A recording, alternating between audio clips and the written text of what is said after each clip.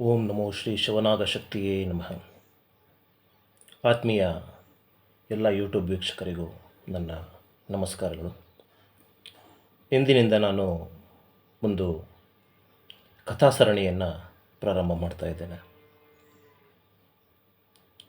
ಈ ಕಥಾಸರಣಿಯ ಮೊದಲನೆಯ ಕಥೆ ಮುಂದೆ ನಾನು ಹೇಳುವಂತಹ ಎಲ್ಲ ಕಥೆಗಳಿಗೂ ಮೂಲವಾದ ಕಥೆ, ಆಧಾರವಾದಂತಹ ಒಂದು ಕಥೆ ಅಂತೇಳಿ ಹೇಳ್ಬೋದು. ಸುಮಾರು 5150 ವರ್ಷಗಳ ಹಿಂದೆ ಉತ್ತರ ಭಾರತದಲ್ಲಿ ಒಂದು ಪ್ರಸಿದ್ಧ ರಾಜಮನೆತನದಲ್ಲಿ ಒಬ್ಬ ಮಹಾರಾಜ ಆಳ್ವಿಕೆ ನಡೆಸ್ತಾ ಇರ್ತಾನೆ. ಅವನು ಅತ್ಯಂತ ಶಕ್ತಿಶಾಲಿ, ಬುದ್ಧಿವಂತ, ಯುದ್ಧ ಚತುರ, ಎಲ್ಲ ಕಲೆಗಳಲ್ಲೂ ಕೂಡ ಒಂದು ಪರಿಣತಿಯನ್ನು ಪಡೆದಿರುವಂತಹ ಒಬ್ಬ ಮಹಾಜ್ಞಾನಿ, ಅಷ್ಟೇ ಮಹಾಶೂರ ಅಂತ ಒಬ್ಬ ಮಹಾರಾಜ. ಅವನಿಗೊಂದು ಚಿಂತೆ ಕಾಡ್ತಿರುತ್ತೆ, ಮಕ್ಕಳಿಲ್ಲ ಅನ್ನೋದು. ಹೀಗೆ ವರ್ಷಗಳು ಸಾಗ್ತಾ ಇರುವಾಗ ಅವನು ಅಲ್ಲಿ ರಾಜ್ಯದಲ್ಲಿ ಹಾಗೂ ತನ್ನ ಪರಿವಾರದವರಲ್ಲಿ ಸುತ್ತಮುತ್ತಲಿನ ವಾತಾವರಣಗಳಲ್ಲಿ ಆದಂತಹ ಕೆಲವು ಅಹಿತಕರ ಘಟನೆಗಳು ಮತ್ತು ಬದಲಾವಣೆಗಳಿಂದ ಬೇಸತ್ತು ರಾಜ್ಯವನ್ನು ತ್ಯಾಗ ಮಾಡಿ ದಕ್ಷಿಣ ಭಾರತದ ಕಡೆಗೆ ವಲಸೆ ಬರ್ತಾನೆ. ಅವನು ಬರುವಾಗ ಅವನು ಮತ್ತು ಅವನ ಹೆಂಡತಿ ಹಾಗೂ ತುಂಬ ಆಪ್ತವಾಗಿರುವಂತಹ ಕೆಲವು ಪರಿವಾರದವರನ್ನು ಕರ್ಕೊಂಡು ದಕ್ಷಿಣ ಭಾರತದ ಕಡೆ ವಲಸೆ ಬರ್ತಾನೆ. ಅಂದರೆ ಇಲ್ಲಿ ನಡೆದಿದ್ದೇನು? ಆ ಪರಶಿವನ ಒಂದು ಅನುಗ್ರಹ. ಅವನು ಒಂದು ಕ್ಷೇತ್ರವನ್ನು ಬಿಟ್ಟು ಇನ್ನೊಂದು ಕ್ಷೇತ್ರಕ್ಕೆ ಹೋಗಬೇಕು, ಆ ಒಂದು ಕ್ಷೇತ್ರವನ್ನು ಅಭಿವೃದ್ಧಿಪಡಿಸಬೇಕು ಅನ್ನೋದು ಆ ಪರಶಿವನ ಒಂದು ಲೀಲೆ ಆಗಿರ್ತದೆ. ಇದರಲ್ಲಿ ಅಡಗಿರುವಂತಹ ಒಂದು ರಹಸ್ಯಕಾರಿ ಅಂಶ ಆಗಿರ್ತದೆ. ಇದನ್ನು ಈ ಕಥೆಯಲ್ಲಿ ನಾನು ಹೇಳೋದಿಲ್ಲ, ಮುಂದೆ ಬರುವಂತಹ ಕಥಾಸರಣಿಗಳಲ್ಲಿ ಹೇಳ್ತೇನೆ. ಹಾಗೆ ದಕ್ಷಿಣ ಭಾರತದ ಕಡೆ ವಲಸೆ ಬಂದಂತಹ ಆ ರಾಜಪರಿವಾರ ಒಂದು ಬೃಹತ್ ಆಗಿ ಮೈದುಂಬಿ ಹರಿಯುವಂತಹ ಒಂದು ದಟ್ಟ ಕಾನನಗಳ ಮಧ್ಯೆ ಮೈದುಂಬಿ ಹರಿಯುವಂತಹ ಒಂದು ಪವಿತ್ರವಾದ ನದಿಯ ತಟದಲ್ಲಿ ಬೀಡನ್ನು ಬಿಡ್ತಾರೆ. ಹಾಗೆ ನದಿಯ ಅಕ್ಕಪಕ್ಕದಲ್ಲಿ ಅವರು ಕೆಲವು ದಿನಗಳ ಸಂಚರಿಸಿದಾಗ ಅವರಿಗೆ ಆ ಕಾಡು ಗುಡ್ಡದಲ್ಲಿ ಕೆಲವು ಗುಹೆಗಳು, ಕೆಲವು ವಿಶೇಷ ಪ್ರದೇಶಗಳು ಗೋಚರವಾಗ್ತವೆ. ನಂತರದಲ್ಲಿ ಅವರು ಅಲ್ಲೇ ವಾಸ ಮಾಡೋಕ್ಕೆ ಶುರು ಮಾಡ್ತಾರೆ. ಹೀಗೆ ವಾಸವಾಗಿದ್ದಾಗ ಆ ಕಾಡಲ್ಲಿ ಇದ್ದಂತಹ ಕೆಲವು ಕಾಡು ಜನಗಳು ಸ್ಥಳೀಯರನ್ನು ಸೇರಿಸ್ಕೊಂಡು, ಮೊದಲೇ ಈ ರಾಜಂದು ಒಂದು ರಾಜ ಮನಸ್ಸು, ಮಹಾರಾಜನ ಮನಸ್ಸು, ಸುಮ್ಮನಿರೋಕ್ಕಾಗೋದಿಲ್ಲ. ಅಲ್ಲೇ ಒಂದು ಸಣ್ಣದಾದಂತಹ ಒಂದು ಸಾಮ್ರಾಜ್ಯವನ್ನು ಸ್ಥಾಪನೆ ಮಾಡ್ತಾರೆ. ಒಂದು ಸಣ್ಣ ಸಾಮ್ರಾಜ್ಯವನ್ನು ಸ್ಥಾಪನೆ ಮಾಡಿಕೊಂಡು ಎಲ್ಲ ಸಕಲ ಸಿದ್ಧತೆಗಳನ್ನು ಮಾಡಿಕೊಂಡು ತನ್ನದೇ ಆದಂತಹ ಒಂದು ಕೋಟೆಯನ್ನು ನಿರ್ಮಾಣ ಮಾಡ್ಕೊತಾರೆ. ದಟ್ಟ ಕಾಡಲ್ಲಿ ಸಣ್ಣದಾಗಿ ಒಂದು ಶಿವ ದೇವಸ್ಥಾನವನ್ನು ಮಾಡಿಕೊಂಡು ಅಲ್ಲೇ ಪೂಜೆಯೂ ಕೂಡ ಪ್ರಾರಂಭ ಆಗ್ತದೆ. ಮೊದಲೇ ಶಿವಭಕ್ತ ಅವನು, ಪ್ರಾರಂಭವಾಗ್ತದೆ. ಹೀಗೆ ನಡೀತಾ ಇರುವಾಗ ತನ್ನ ಅಕ್ಕಪಕ್ಕದಲ್ಲಿರುವಂತಹ ಸಣ್ಣ ಪುಟ್ಟ ರಾಜರುಗಳನ್ನು ಸೋಲಿಸಿ ತನ್ನದೇ ಆದಂತಹ ಒಂದು ಚಕ್ರಾಧಿಪತ್ಯವನ್ನು ಸ್ಥಾಪನೆ ಮಾಡ್ಕೊತಾನೆ. ರಾಜ್ಯ ವಿಸ್ತಾರ ಸಾಗ್ತಾ ಇರುತ್ತೆ. ಆದರೆ ಮಕ್ಕಳಿಲ್ಲ ಅನ್ನೋ ಒಂದು ಚಿಂತೆ ಅವರಲ್ಲಿ ಕಾಡ್ತಿರುತ್ತೆ. ಸುಮಾರಷ್ಟು ಸಂಪತ್ತನ್ನು ಕೂಡಿಸ್ತಾನೆ. ಅದೇನು 7 ಕೊಪ್ಪರಿಗೆ ಚಿನ್ನ ಅಂತ ಕರೀತಾರಲ್ಲ, ಆ ರೀತಿ ಸಾಕಷ್ಟು ನಗನಾಣ್ಯಗಳು, ವಜ್ರಾಭರಣಗಳು, ಚಿನ್ನಾಭರಣಗಳು, ಅಪಾರ ಸಂಪತ್ತು ಎಲ್ಲದನ್ನು ಕೂಡ ಸಂಪಾದನೆ ಮಾಡ್ತಾನೆ. ಮನಸ್ಸಲ್ಲಿ ಮಕ್ಕಳಿಲ್ಲ ಅನ್ನೋದೊಂದು ಕೊರಗು. ಹೀಗೆ ಇರುವಾಗ ಒಂದು ದಿನ ಒಬ್ಬ ಋಷಿಮುನಿಯ ಆಶೀರ್ವಾದದಿಂದಾಗಿ ಅವನಿಗೊಂದು ಮಗು ಸಿಗ್ತದೆ, ಒಂದು ಹೆಣ್ಣು ಮಗು ಸಿಗ್ತದೆ.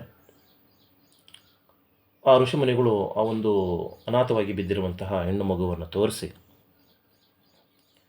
ನೀವು ಇದನ್ನು ಸಾಕ್ಕೊಳ್ಳಿ ಅಂತ ಹೇಳಿ ಆ ಒಂದು ಮಹಾರಾಜನಿಗೆ ಮತ್ತು ರಾಣಿಗೆ ಹೇಳ್ತಾರೆ.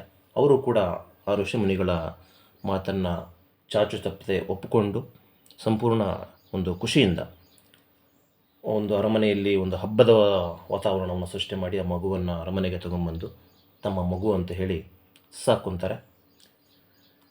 ಆ ಮಗು ಅರಮನೆಗೆ ಬಂದು ಕೆಲವು ದಿನಗಳಲ್ಲೇ ಒಂದು ಸುದ್ದಿ ತಿಳಿತದೆ. ಈ ಒಂದು ರಾಜ್ಯದ ಮೇಲೆ ಕೆಲವು ಬಲಿಷ್ಠವಾದಂತಹ ಬೇರೆ ಕಡೆಯಿಂದ ಬಂದಂತಹ ಶತ್ರು ರಾಜರುಗಳು ಆಕ್ರಮಣ ಮಾಡೋಕ್ಕೆ ಸದ್ದಿಲ್ಲದೆ ಬರ್ತಾ ಇದ್ದಾರೆ ಅನ್ನುವ ಒಂದು ಗುಪ್ತಚರ ವರದಿ ತಿಳಿದ ನಂತರ ಆತಂಕಕ್ಕೀಡಾದಂತಹ ರಾಜ ತಾನು ರಾಜಪರಿವಾರದವರಿಗೆ ಮತ್ತು ಮಹಾರಾಣಿಯವರಿಗೆ ಎಲ್ಲ ನೋಡಿಕೊಳ್ಳೋದಕ್ಕೆ ತಿಳಿಸಿ ದಂಡೆತ್ತಿ ಹೋಗ್ತಾನೆ ಯುದ್ಧ ಮಾಡೋದಕ್ಕೆ. ಎಷ್ಟು ವರ್ಷಗಳು ಬೇಕಾದರೂ ಆಗ್ಬೋದು, ನಾನು ಮತ್ತೆ ಬರ್ತೀನಿ ಅಂತ ಹೇಳಿ ಒಂದು ಮಾತನ್ನು ಹೇಳಿ ಆತ ಹೋಗ್ತಾನೆ. ಆತ ಹೋಗಿ ಸುಮಾರು ವರ್ಷಗಳಾಗ್ತದೆ, ಒಂದು 15-16 ವರ್ಷಗಳಿಗಿಂತಲೂ ಕೂಡ ದೀರ್ಘವಾದ ಒಂದು ಕಾಲ ಆಗ್ತದೆ.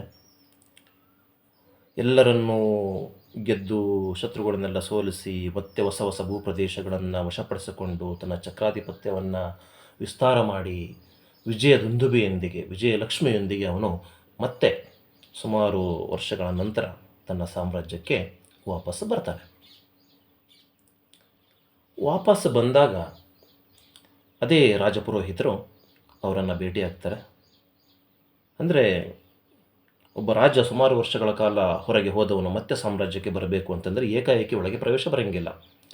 ಕೆಲವು ಶುದ್ಧೀಕರಣ ಪ್ರಕ್ರಿಯೆಗಳಾಗಬೇಕು, ಕೆಲವು ವಿಶೇಷ ಆಚರಣೆಗಳಾದ ನಂತರ ಅವನು ಬರಬೇಕು. ಹಾಗಾಗಿ 1 ದಿನ 2 ದಿನ ಅವನು ಆ ಒಂದು ರಾಜ್ಯದ ಹೊರಗಡೆ ಬಿಡಬೇಕಾಗಿರುವಂಥಕ್ಕಂಥದ್ದು ಒಂದು ವಾಡಿಕೆ ಇರ್ತದೆ ಆಗಿನ ಕಾಲದಲ್ಲಿ.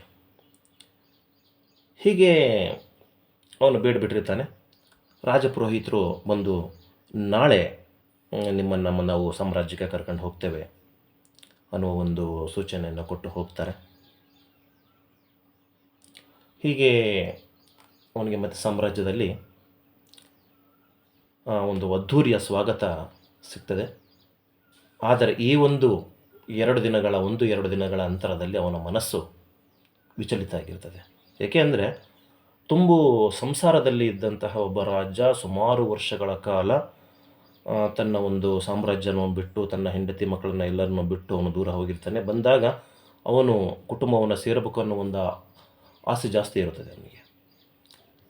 ಈ ಸಮಯದಲ್ಲಿ ಅವನ ಮನಸ್ಸು ಸ್ವಲ್ಪ ವಿಚಲಿತಗೊಳ್ತದೆ. ಇದು ಕೂಡ ಭಗವಂತನ ಒಂದು ಪರೀಕ್ಷೆನೇ. ಶಿವಪರಮಾತ್ಮರು ಯಾವ ರೀತಿ ಪರೀಕ್ಷೆಗಳನ್ನು ಒಡ್ಡುತ್ತಾರೆ, ಯಾವ ರೀತಿ ನಮ್ಮನ್ನು ಪರೀಕ್ಷಿಸ್ತಾರೆ ಅಂತ ಹೇಳಿದರೆ ಅದನ್ನು ಊಹೆ ಮಾಡೋಕ್ಕೂ ಸಾಧ್ಯ ಇಲ್ಲ. ಆ ಒಂದು ಪರೀಕ್ಷೆಗಳಲ್ಲಿ ನಾವು ಪರಿಪೂರ್ಣವಾಗಿ ಗೆದ್ದರೆ ನಮ್ಮಂಥ ಒಂದು ಭಾಗ್ಯವಂತರು, ನಮ್ಮಂಥ ಒಂದು ಅದೃಷ್ಟಶಾಲಿಗಳು ಯಾರೂ ಕೂಡ ಇರೋದಿಲ್ಲ. ಹೀಗೆ ಭಗವಂತನ ಪರೀಕ್ಷೆ ಮತ್ತೆ ಪ್ರಾರಂಭವಾಗ್ತದೆ. ಇಲ್ಲಿ ಭಗವಂತನ ಪರೀಕ್ಷೆಯ ಜೊತೆಗೆ ಅವನ ಒಂದು ಗ್ರಹಗತಿಗಳು ಕೂಡ ಆ ರೀತಿ ಇರುತ್ತದೆ. ಕೆಲವು ಗ್ರಹಗಳ ಒಂದು ಪರೀಕ್ಷೆನೂ ಕೂಡ ಅವನಿಗೆ ಪ್ರಾರಂಭವಾಗಿರ್ತದೆ. ಇದರ ಬಗ್ಗೆ ಮುಂದಿನ ದಿನಗಳಲ್ಲಿ, ಮುಂದಿನ ಕಥಾ ಸರಣಿಗಳಲ್ಲಿ ನಿಮಗೆ ವಿಸ್ತಾರವಾಗಿ ಹೇಳ್ತೇನೆ. ಆ ಒಂದು ಸಂಕಷ್ಟಕ್ಕೆ ಗುರಿಯಾದ ವ್ಯಕ್ತಿಯ ಅವನ ಮಹಾರಾಜನ ಮನಸ್ಸು ವಿಚಲಿತಗೊಳ್ತದೆ. ಒಂದು ಕಾಮಾತುರನಾಗಿ ಆತ ಬದಲಾವಣೆ ಆಗ್ತಾನೆ. ಹೀಗೆ ಆ ಒಂದು 2 ದಿನ ಅಲ್ಲಿದ್ದಾಗ ಒಂದು ಕನ್ಯೆಯ ಮೇಲೆ ಅವನ ಮನಸ್ಸು ವ್ಯಾಮೋಹವನ್ನು ಪಡ್ಕೊಳ್ತದೆ. ಆ ಒಂದು ಕನ್ಯೆಯನ್ನು ಆತ ಪಡ್ಕೊಳ್ಳೇಬೇಕು ಅಂತಕ್ಕಂಥ ಒಂದು ದೃಢ ಸಂಕಲ್ಪವನ್ನು ಮಾಡಿಕೊಂಡು ಸಾಮ್ರಾಜ್ಯಕ್ಕೆ ಬರ್ತಾನೆ. ಹೀಗೆ ಸಾಮ್ರಾಜ್ಯಕ್ಕೆ ಬಂದಾಗ ಆ ಸಾಮ್ರಾಜ್ಯದಲ್ಲಿ ಒಂದು ಭೀಕರ ಕ್ಷಾಮ ತಲೆದೋರಿರ್ತದೆ. ಸುಮಾರು ವರ್ಷಗಳು ಮಳೆ ಬಂದಿರಲ್ಲ, ಬೆಳೆ ಇರೋದಿಲ್ಲ, ಕೃಷಿ ಭೂಮಿಗಳು ಕಾಡೆಲ್ಲ ಒಣಗೋಗಿರ್ತದೆ. ಇಂಥ ಸಂದರ್ಭದಲ್ಲಿ ಜನಗಳ ಒಂದು ಸಂಕಷ್ಟ, ಹಸಿವೆಯ ಮತ್ತು ನೀರಡಿಕೆಯ ದಾಹ, ಆಹಾರ ಧಾನ್ಯಗಳ ಕೊರತೆ, ಈ ರೀತಿ ಎಲ್ಲ ತಲೆದೋರಿರ್ತದೆ. ಸುಮಾರು ವರ್ಷಗಳ ನಂತರ ಮತ್ತೆ ಸಾಮ್ರಾಜ್ಯಕ್ಕೆ ವಾಪಸ್ಸಾದಂತಹ ಮಹಾರಾಜ ತನ್ನ ಸಾಮ್ರಾಜ್ಯದಲ್ಲಿ ಆಗಿರುವಂತಹ ಕಷ್ಟದ ಪರಿಸ್ಥಿತಿ ಮತ್ತು ಸಂಕಷ್ಟದ ಪರಿಸ್ಥಿತಿಗಳನ್ನು ಸರಿದೂಗಿಸಬೇಕಾಗಿತ್ತು. ಆದರೆ ಅವನು ಅದನ್ನು ಮಾಡೋದನ್ನು ಬಿಟ್ಟು ತನ್ನ ಒಂದು ಕಾಮಾತುರ ಬುದ್ಧಿಯಿಂದಾಗಿ ಆ ಕಡೆ ಅಷ್ಟೇ ಗಮನವನ್ನು ಕೊಡ್ತಾನೆ. ಆ ಒಂದು ಕನ್ಯೆಯನ್ನು ಹುಡುಕಲಿಕ್ಕೆ, ಆಕೆಯನ್ನು ತನ್ನವಳನ್ನಾಗಿ ಮಾಡಿಕೊಳ್ಳಿಕ್ಕೆ ಆತ ಪ್ರಯತ್ನ ಮಾಡ್ತಾನೆ. ಇಂಥ ಒಂದು ಸಂದರ್ಭದಲ್ಲಿ ಎಲ್ಲರಿಗೂ ಈ ವಿಚಾರ ತಿಳಿದು ರಾಜಪುರೋಹಿತರು ಮತ್ತು ಮಹಾರಾಣಿ ಎಲ್ಲರೂ ಕೂಡ ಇದು ಘೋರ ಅಪರಾಧ ಅಂತಕ್ಕಂಥ ಒಂದು ಮಾತನ್ನು ಹೇಳ್ತಾರೆ. ಆದರೂ ಕೂಡ ಅವನ ಹುಚ್ಚು ಮನಸ್ಸು, ಇದು ವಿಧಿಲಿಖಿತ, ಇದಾಗಲೇಬೇಕಾಗಿತ್ತು.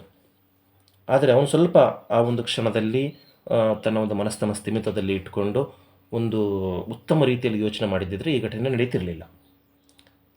ಆದರೆ ಅವನು ಸಾಮ್ರಾಜ್ಯವನ್ನು ಬಿಟ್ಟು ಆ ಒಂದು ಹೆಣ್ಣಿನ ವ್ಯಾಮೋಹದಲ್ಲಿ ಸಿಲುಕ್ತಾನೆ. ಅದು ಸಮಾಜ ದೃಷ್ಟಿಗೆ ಮತ್ತು ಎಲ್ಲ ಹಿರಿಯರ ದೃಷ್ಟಿಯಿಂದ ಒಂದು ಅತ್ಯಂತ ಘೋರವಾದ ಅಕ್ಷಮ್ಯ ಅಪರಾಧವಾಗಿ ಗೋಚರ ಆಗ್ತದೆ. ನಂತರದಲ್ಲಿ ಅವನು ರಾಜ್ಯವನ್ನೇ ಬಿಟ್ಟು ಹೋಗ್ತಾನೆ ಆ ಒಂದು ಹೆಣ್ಣಿಗೋಸ್ಕರ. ಬಿಟ್ಟು ಹೋದ ನಂತರ ಆ, ಆ ಒಂದು ಹೆಣ್ಣಿನ ಶಾಪದಿಂದಾಗಿ ಅವನ ದೇಹ ಅಂತ್ಯ ಆಗ್ತದೆ. ಅಂದರೆ ಅವನು ಸಾಯೋದಿಲ್ಲ, ಅವನ ದೇಹ, ಮನುಷ್ಯ ದೇಹ ಅಂತ್ಯ ಆಗ್ತದೆ, ಅವನ ಆತ್ಮ ಸಂಚಾರ ಮಾಡೋಕ್ಕೆ ಶುರು ಮಾಡ್ತದೆ. ಈ ಒಂದು ಸಂದರ್ಭದಲ್ಲಿ ಅವನು ತುಂಬ ಬಲಿಷ್ಠವಾದ ರಾಜ. ಅವನ ನಂತರದಲ್ಲಿ ಬಂದಂತಹ ಅಸಮರ್ಥ ರಾಜರು ಸಾಮ್ರಾಜ್ಯವನ್ನು ಅಷ್ಟು ಚೆಂದಾಗಿ ನಡೆಸ್ಕೊಂಡು ಹೋಗಲಿಕ್ಕೆ ಆಗೋದಿಲ್ಲ. ಆದರೂ ಕೂಡ ಕೆಲವು ವರ್ಷಗಳ ಕಾಲ ಮಹಾರಾಣಿಯವರು ಮತ್ತು ಇತರರು ಸೇರಿಕೊಂಡು, ಮಹಾರಾಣಿಯವರಿಗೂ ಕೂಡ ನೋವಾಗಿರ್ತದೆ. ಇದರ ಲಾಭವನ್ನು ಪಡೆದಂಥ ಕೆಲವರು ಆ ಒಂದು ಸಾಮ್ರಾಜ್ಯವನ್ನು ಕೆಲವು ವರ್ಷಗಳ ಮಾತ್ರ, ತುಂಬ ನೂರಾರು ವರ್ಷಗಳೇನಲ್ಲ, ಕೆಲವು ವರ್ಷಗಳು ಮಾತ್ರ ಅವರು ಮುಂದೆ ನಡೆಸ್ಕೊಂಡು ಹೋಗ್ತಾರೆ. ಹೀಗೆ ಹೋಗ್ತಿರುವಾಗ ಕೆಲವು ವರ್ಷಗಳ ನಂತರ ಆ ಒಂದು ಸಾಮ್ರಾಜ್ಯ ಭೀಕರ ಒಂದು ಕ್ಷಾಮದಿಂದಾಗಿ 90% ಎಲ್ಲರೂ ಸತ್ತೋಗ್ತಾರೆ. ಆ ಒಂದು ಸಾಮ್ರಾಜ್ಯ ಅಂತಕ್ಕಂಥದ್ದು, ಆ ಒಂದು ಅದ್ಭುತವಾದ ನಗರ ಅಂತಕ್ಕಂಥದ್ದು ಮಹಾ ಸ್ಮಶಾನವಾಗಿ ಪರಿವರ್ತನೆ ಆಗ್ತದೆ. ಎಲ್ಲಿ ನೋಡಿದರೂ ಕೂಡ ಹೆಣಗಳ ರಾಶಿ, ಸಮಾಧಿಗಳು, ಬರೀ ಇದೇ ಒಂದು ಭೀಭತ್ಸ ರೂಪ ಅಂತಕ್ಕಂಥದ್ದು ತಾಳ್ತದೆ. ಕೊನೆಗೆ ಸಾಮ್ರಾಜ್ಯ ಅಂತ್ಯವಾಗಿ ಹೋಗ್ತದೆ. ಉಳಿದಂಥ ಕೆಲವು ಕುಟುಂಬಗಳು ಯಾರೂ ದಿಕ್ಕಿಲ್ಲದಂಗೆ ತಮ್ಮ ಒಂದು ಕೆಲಸವನ್ನು ಮಾಡಿಕೊಂಡು ಜೀವನ ನಡೆಸ್ಕೊಂಡು ಹೋಗ್ತಾ ಇರ್ತಾರೆ. ಅಲ್ಲಿ ಒಂದು ಸಾಮ್ರಾಜ್ಯ ಇತ್ತು ಅಂತಕ್ಕಂಥ ಒಂದು ಕುರುಹುಗಳೇ ಉಳಿಯೋದಿಲ್ಲ. ಒಂದು ಸಣ್ಣ ಕಾಡು ಗ್ರಾಮವಾಗಿ ಪರಿವರ್ತನೆ ಆಗ್ತದೆ. ನಂತರದಲ್ಲಿ ಹೀಗೆ ಆ ಒಂದು ಮಹಾರಾಜನ ದೇಹದಿಂದ ಬೇರ್ಪಟ್ಟ ಆತ್ಮ ಅಲಿಯೋಕ್ಕೆ ಶುರು ಮಾಡುತ್ತೆ. ಇದನ್ನು ಕಂಡಂತಹ ಶಿವಪರಮಾತ್ಮರು ಕೆಲವು ವರ್ಷಗಳ ನಂತರ ಆತನಿಗೆ ಅದೇ ಕ್ಷೇತ್ರದಲ್ಲಿ, ಅದೇ ಜಾಗದಲ್ಲೇ ಒಬ್ಬ ಮನುಷ್ಯನಾಗಿ ಹುಟ್ಟಲಿಕ್ಕೆ ಮರುಜನ್ಮವನ್ನು ಕೊಡ್ತಾರೆ. ಅವನು ಮಾಡಿದಂತಹ ಪಾಪಕರ್ಮಗಳಿಗೆ ಅವನಲ್ಲೇ ಪ್ರಾಯಶ್ಚಿತ್ತವನ್ನು ಮಾಡ್ಕೋಬೇಕು. ಅದಕ್ಕೋಸ್ಕರ ಅದೇ ಸಂಬಂಧಿಗಳ ಸ್ಮಶಾನದಲ್ಲಿ ಸ್ಮಶಾನವನ್ನು ಕಾಯುವಂತಹ ಒಬ್ಬ ಸ್ಮಶಾನ ಕಾಯುವ ಕಾವಲುಗಾರನಾಗಿ ಹುಟ್ಟುತ್ತಾನೆ. ಹುಟ್ಟಿ ಸುಮಾರು ವರ್ಷಗಳ ಕಾಲ ಅದೇ ಸ್ಮಶಾನವನ್ನು ಕಾಯ್ಕೊಂತ, ಯಾರಾದರೂ ಹೆಣಗಳನ್ನು ಸುಡೋಕ್ಕೆ ಹೂಳೋಕ್ಕೆ ಬಂದಾಗ ಅವರು ಕೊಟ್ಟದ್ದನ್ನು ತಿಂದುಕೊಂತ ಅದೇ ಸ್ಮಶಾನದಲ್ಲಿ ಜೀವನವನ್ನು ಮಾಡ್ತಿರ್ತಾನೆ. ಆದರೆ ಹಿಂದಿನ ಜನ್ಮದ ಯಾವುದೇ ನೆನಪುಗಳು ಅವನಿಗೆ ಬಂದಿರೋದಿಲ್ಲ, ಬರೋದೂ ಇಲ್ಲ. ಹೀಗೆ ಬರ್ತಾ ಬರ್ತಾ ಬರ್ತಾ ಅವನು ಆ ಒಂದು ಸ್ಮಶಾನದಲ್ಲಿ ನಡೆಯುವಂಥ ಘಟನೆಗಳು ಮತ್ತು ಭಗವಂತನ ಆಶೀರ್ವಾದದಿಂದಾಗಿ ಅಲ್ಲೇ ಇದ್ದಂತಹ ಒಂದು ಲಿಂಗವನ್ನು ಕೂಡ ಆಗಾಗ ಪೂಜೆ ಮಾಡ್ತಾ ಶಿವಪರಮಾತ್ಮನ ಒಂದು ಕೃಪೆಗೆ ಒಳಗಾಗ್ತಾನೆ. ಅಪಾರವಾದ ಆಧ್ಯಾತ್ಮಿಕ ಒಂದು ಶಕ್ತಿಯನ್ನು ಸಂಪಾದನೆ ಮಾಡ್ತಾನೆ. ಎಷ್ಟರ ಮಟ್ಟಿಗೆ ಸಂಪಾದನೆ ಮಾಡ್ತಾನೆ ಅಂತಂದರೆ, ಶಿವಪರಮಾತ್ಮರ ಪ್ರೀತಿಗೆ ಎಷ್ಟರ ಮಟ್ಟಿಗೆ ಪಾತ್ರವಾಗ್ತಾನೆ ಅಂತಂದರೆ, ಶಿವಪರಮಾತ್ಮರು ಅವನನ್ನು ತನ್ನ ಮಗನಿಗಿಂತಲೂ ಹೆಚ್ಚಾಗಿ ಪ್ರೀತಿ ಮಾಡಲಿಕ್ಕೆ ಶುರು ಮಾಡ್ತಾರೆ. ಹೀಗಿರುವಾಗ ಅಪಾರ ಸಿದ್ಧಿ ಶಕ್ತಿಗಳನ್ನು ಪಡ್ಕೊಂಡು ತನ್ನ ದೇಹವನ್ನೇ ರೂಪಾಂತರಗೊಳಿಸುವಂತಹ ಒಂದು ವಿದ್ಯೆಯನ್ನು ಕಲಿತಾನೆ. ಅಂದರೆ ಕೆಲವು ಕ್ಷಣಗಳಲ್ಲಿ ಮನುಷ್ಯನಾಗಿರ್ತಾನೆ, ಇನ್ನು ಕೆಲವು ಕ್ಷಣಗಳಲ್ಲಿ ಒಂದು ವಿಶೇಷ ಜೀವಿಯಾಗಿ ಪರಿವರ್ತನೆಯಾಗುವಂತಹ ಒಂದು ಶಕ್ತಿಯನ್ನು ಆತ ಪಡಿತಾನೆ. ಪಡೆದಾಗ ಎಲ್ಲ ಅಲ್ಲಿದ್ದಂತಹ ಎಲ್ಲ ಗುಹೆಗಳು, ಕಾಡು ಪ್ರದೇಶಗಳು ಎಲ್ಲ ಕಡೆ ಸಂಚಾರ ಮಾಡಿ ಮತ್ತೆ ಅವನಿಗೆ ತಾನು ಯಾರು, ತನ್ನ ಮೂಲ ಏನು, ತನ್ನ ಇತಿಹಾಸ ಏನು ಎಲ್ಲದೂ ಕೂಡ ತಿಳಿಯುತ್ತದೆ. ಅದೇ ರಾಜಗಾಂಭೀರ್ಯದಿಂದ ಇಲ್ಲಿ ಅವನು ಸಾಮ್ರಾಜ್ಯವನ್ನು ಸ್ಥಾಪನೆ ಮಾಡಿಕೊಂಡು ರಾಜನಾಗಿ ಮೆರೆಯೋದಿಲ್ಲ, ಬದಲಾಗಿ ಒಬ್ಬ ಕಾವಲುಗಾರನಾಗಿ, ತನ್ನ ಒಂದು ರಾಜ್ಯದ, ತನ್ನ ಸಂಪತ್ತಿಗೆ ಒಬ್ಬ ಕಾವಲುಗಾರನಾಗಿ ಕಾರ್ಯವನ್ನು ಮುಂದುವರಿಸ್ತಾನೆ. ಹೀಗೆ ಸುಮಾರು ವರ್ಷಗಳ ಕಾಲ ಕಳೆದ ಮೇಲೆ ಅವನ ಒಂಟಿತನಕ್ಕೆ ಬೇಸತ್ತಂತಹ ಶಿವಪರಮಾತ್ಮರು ಅವನಿಗೆ ಆಶೀರ್ವಾದವನ್ನು ಕೊಡ್ತಾರೆ. ಇನ್ನು ಕೆಲವೇ ವರ್ಷಗಳಲ್ಲಿ ನಿನಗೆ ಮದುವೆ ಆಗಲಿ, ನಿನ್ನದು ಒಂದು ಕೂಡ ಕುಟುಂಬ ನಡೆಯಲಿ ಅಂತಕ್ಕಂಥ ಆಶೀರ್ವಾದವನ್ನು ಕೊಡ್ತಾರೆ. ಇದೇ ಸಂದರ್ಭದಲ್ಲಿ ಆ ಪ್ರದೇಶದಿಂದ ಸ್ವಲ್ಪ ದೂರ ಇರುವಂತಹ ಒಂದು ಪ್ರಾಂತ್ಯದಲ್ಲಿ ಒಂದು ಶಿವನ ದೇವಸ್ಥಾನ ಇರ್ತದೆ. ಅಲ್ಲಿ ತಂದೆ ಮತ್ತು ಮಗಳು ಇಬ್ಬರೇ ಇರ್ತಾರೆ. ಅವರು ಶಿವಪೂಜೆಯನ್ನು ನಡೆಸ್ಕೊಂಡು ಹೋಗ್ತಾ ಇರ್ತಾರೆ. ಇಂಥ ಒಂದು ಸಂದರ್ಭದಲ್ಲಿ ಶಿವಪರಮಾತ್ಮರ ಪ್ರೇರಣೆಯಿಂದಾಗಿ ಈ ಸ್ಮಶಾನ ಕಾಯುವ ಈ ವ್ಯಕ್ತಿ ಮತ್ತು ಆ ಅರ್ಚಕರ ಮಗಳಿಗೆ ಒಂದು ಪ್ರೇಮ ಅಂತಕ್ಕಂಥದ್ದು ಉಂಟಾಗ್ತದೆ. ಈ ಪ್ರೇಮ ನಂತರದಲ್ಲಿ ವಿವಾಹ ಆಗ್ತದೆ. ದಂಪತಿಗಳು ಚೆಂದಾಗಿ ಜೀವನ ಮಾಡ್ಕೊಂಡು ಹೋಗ್ತಾ ಇರ್ತಾರೆ. ಇದಾದ ನಂತರ ಮತ್ತೆ ವಿಧಿಯಾಟ ಹೇಗಿದೆ ನೋಡಿ. ಮತ್ತೆ ಆ ಒಂದು ವ್ಯಕ್ತಿಗೆ ಆ ಒಂದು ಆಕರ್ಷಣೆ, ಚಂಚಲ ಮನಸ್ಸು, ಕಾಮಭಾವನೆ ಅಂತ ಏನು ಕರಿತೀವಲ್ಲ, ಅದು ಜಾಸ್ತಿ ಆಗ್ತದೆ. ಆಗ ಅವನು ತನ್ನ ಕರ್ತವ್ಯಗಳನ್ನು ಮರೆತು ಸುಮಾರು ದೂರದಲ್ಲಿರುವಂತಹ ಯಾವುದೋ ಒಂದು ಹೆಣ್ಣನ್ನು ಹುಡುಕೊಂಡು ಹೋಗೋದು ಬರೋದನ್ನು ಮಾಡ್ತಾ ಇರ್ತಾನೆ. ಹೀಗೆ ನಡೀತಿರುವಾಗ ಒಂದು ಕೆಟ್ಟ ಪರಿಸ್ಥಿತಿಯಲ್ಲಿ ಆತನ ಪ್ರಾಣ ಹೋಗ್ತದೆ. ಮತ್ತೆ ಆ ಒಂದು ಕುಟುಂಬ ದುಃಖದಲ್ಲಿ ಬೀಳ್ತದೆ. ಹೀಗೆ ಆ ಒಂದು ಪ್ರದೇಶ ಒಂದು ದುರಂತ ಅಂತ್ಯವನ್ನು ಕಾಣ್ತದೆ. ನಂತರದಲ್ಲಿ ಸುಮಾರು ವರ್ಷಗಳಾದ ಮೇಲೆ ಆತ ಮತ್ತೆ ಮನುಷ್ಯ ಜನ್ಮವನ್ನು ಪಡ್ಕೊತಾನೆ. ಮನುಷ್ಯ ಜನ್ಮವನ್ನು ಪಡ್ಕೊಂಡು ಆತನು ಒಂದು ಶ್ರೇಷ್ಠ ಸಾಮ್ರಾಜ್ಯದಲ್ಲಿ ಒಬ್ಬ ಮಹಾ ಶಕ್ತಿಶಾಲಿ ಚತುರ ರಾಜನ ಆಸ್ಥಾನದಲ್ಲಿ ಒಬ್ಬ ಹಣಕಾಸು ಮಂತ್ರಿಯಾಗಿ ಹುದ್ದೆಯನ್ನು ಪಡ್ಕೊತಾನೆ. ಹಣಕಾಸು ಮಂತ್ರಿಯಾಗಿ ಹುದ್ದೆಯನ್ನು ಪಡ್ಕೊಂಡು ಆ ರಾಜ ಅನ್ಯಧರ್ಮೀಯ ರಾಜ, ಅವನು ಹಿಂದೂ ಧರ್ಮದ ರಾಜ ಅಲ್ಲ, ಅವನು ಅನ್ಯ ಧರ್ಮದ ರಾಜನ ಒಂದು ಆಸ್ಥಾನದಲ್ಲಿ ಈತ ಹಣಕಾಸು ಮಂತ್ರಿಯಾಗಿರ್ತಾನೆ. ನಂತರ ಅವನ ಒಂದು ಹಿಂದೂ ಧರ್ಮದ ಒಂದು ಸನಾತನ ಧರ್ಮದ ನೆನಪುಗಳು, ಕೆಲವು ಆಕರ್ಷಣೆಗಳು ಅವನ ಮನಸ್ಸಲ್ಲಿ ಇರ್ತದೆ. ಆ ಪ್ರಕಾರ ಅವನು ಆ ಸಾಮ್ರಾಜ್ಯವನ್ನು ತೊರೆದು ಒಂದು ಅದ್ಭುತ, ಒಂದು ಆಕರ್ಷಣೀಯ, ಸುಂದರವಾದಂತಹ ಒಂದು ಸ್ಥಳಕ್ಕೆ ಹೋಗ್ತಾನೆ. ಅಲ್ಲಿ ಹಿಂದೂ ಧರ್ಮದಲ್ಲಿ ಇರುವಂತಹ ಕೆಲವು ಕೊರತೆಗಳನ್ನು ನಿವಾರಿಸ್ತಾನೆ. ಸಂಪೂರ್ಣವಾಗಿ ತಾವನೊಬ್ಬ ಋಷಿ ಸಂತನಾಗಿ ಪರಿವರ್ತನೆಯಾಗಿ ಸುಮಾರಷ್ಟು ಆಧ್ಯಾತ್ಮಿಕ, ಧಾರ್ಮಿಕ ಸುಧಾರಣೆಗಳನ್ನು ಮಾಡ್ತಾನೆ. ಸುಮಾರಷ್ಟು ಕೃತಿಗಳನ್ನು ಕೂಡ ಬರೀತಾನೆ. ನಂತರದಲ್ಲಿ ಅವನು ಯಥಾರೀತಿ ವಯಸ್ಸಾದ ಮೇಲೆ ಕಾಲವಾಗ್ತಾನೆ. ಕಾಲವಾದ ನಂತರ ಮತ್ತೆ ಅವನಿಗೆ ಪುನರ್ಜನ್ಮ ಅಂತಕ್ಕಂಥದ್ದು ಸಿಗ್ತದೆ. ಅದು ಮನುಷ್ಯನಾಗಿಯೇ ಪುನರ್ಜನ್ಮ ಸಿಗ್ತದೆ.